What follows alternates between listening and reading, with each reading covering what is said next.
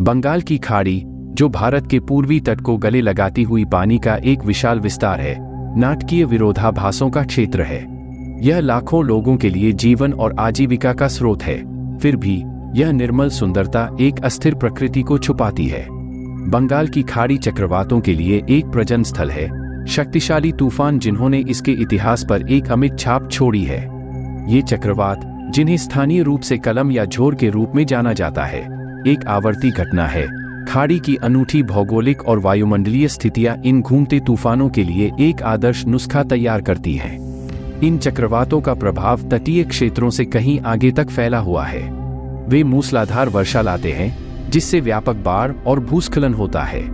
तेज हवाएं पेड़ों को उखाड़ देती हैं और बुनियादी ढांचे को नुकसान पहुंचाती हैं। हालांकि इन तूफानों की स्मृति लोगों की सामूहिक चेतना में बनी रहती है, उनके जीवन और समुद्र के साथ उनके संबंधों को आकार देती है। बंगाल की खाड़ी का इतिहास कई चक्रवातों के प्रकोप से बिंदीदार है। 1970 का भोला चक्रवात दर्ज इतिहास की सबसे घातक प्राकृतिक आपदाओं में से एक, अकल्पनीय गति से गंगा डेल्टा से होकर गुजरा। इसने अनुमानित 5 लाख लोगों के जीवन का दावा किया। 1991 का बांग्लादेश चक्रवात, एक और सुपर चक्रवात, 150 मील प्रति घंटे से अधिक की हवाओं के साथ तट पर आ गिरा। इस तूफान ने घनी आबादी वाले तटीय समुदायों की भेद्यता को रेखांकित किया। 2020 के अम्फान ने भारत और बांग्लादेश में व्यापक क्षति पहुंचाई। ये चक्रवात इतिहास में प्रकृति की कच्ची शक्ति के अनुस्मारक हैं, हमारी समझ और तैयारी में मील के पत्थर हैं। इन आवर्ती तूफानों के सामने चक्रवातों के नामकरण की एक प्रणाली का उदय हुआ, न केवल इन घटनाओं को क्रॉनिकल करने के लिए, बल्कि संचार को कारगर बनाने और आपदा की तैयारी में सहायता के लिए।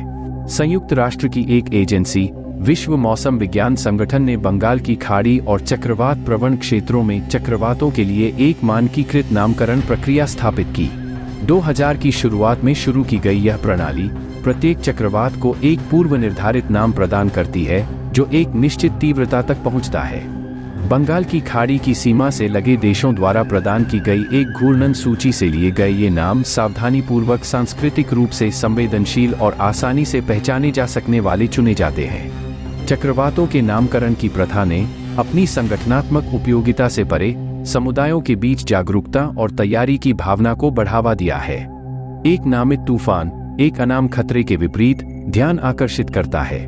यह पूर्वानुमानों और चेतावनियों के स्पष्ट संचार की अनुमति देता है, जिससे लोग संभावित खतरे को बेहतर ढंग से समझ सकते हैं और आवश्यक सावधानी बरत सकते हैं। चक्रवातों को नाम देने और उन्हें ट्रैक करने का यह वैश्विक प्रयास हमारी दुनिया की अंतर्संबंध और जलवायु परिवर्तन जैसी साझा चुनौतियों और चरम मौसम की घटनाओं पर इसके प्रभाव के सामने अंतर्राष्ट्रीय सहयोग के महत्व की बढ़ती समझ को दर्शाता है।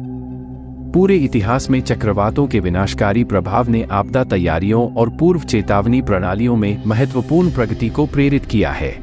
1970 के भोला चक्रवात जैसी त्रासदियों की याद ने भविष्य के तूफानों के प्रभाव को कम करने के लिए सक्रिय उपायों की तत्काल आवश्यकता के बारे में एक गंभीर अनुस्मारक के रूप में कार्य किया। आज मौसम संबंधी परिष्कृत प्रौद्योगिकियां, जिनमें मौसम उपग्रह, रडार सिस्टम और कंप्यूटर मॉडल शामिल हैं, तेजी से सटीक चक्रवात पूर्वानुमान प्रदान करते हैं। ये प्रगति हमें अधिक सटीकता के साथ तूफानों के गठन और प्रक्षेपवक्र को ट्रैक करने की अनुमति देती है, निकासी और तैयारी के प्रयासों के लिए महत्वपूर्ण नेतृत्व समय प्रदान करती है। तकनीकी प्रगति के साथ साथ सामुदायिक लचीलापन के निर्माण में भी महत्वपूर्ण प्रगति हुई है।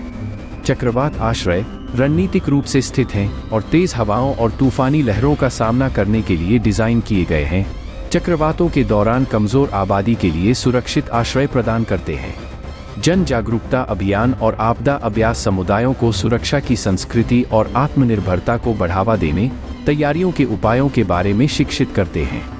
सरकारों, अंतर्राष्ट्रीय संगठनों और स्थानीय समुदायों की प्रतिबद्धता से प्रेरित इन प्रयासों से हाल के दशकों में चक्रवात से संबंधित मौतों में उल्लेखनीय कमी आई है। हालांकि चक्रवातों के खिलाफ लड़ाई अभी खत्म नहीं हुई है। जैसे जैसे जलवायु परिवर्तन तेज होता है, जिससे अधिक बार और तीव्र तूफान आते हैं, आपदा की तैयारी में निरंतर नवाचार और निवेश की आवश्यकता सर्वोपरि बनी हुई है।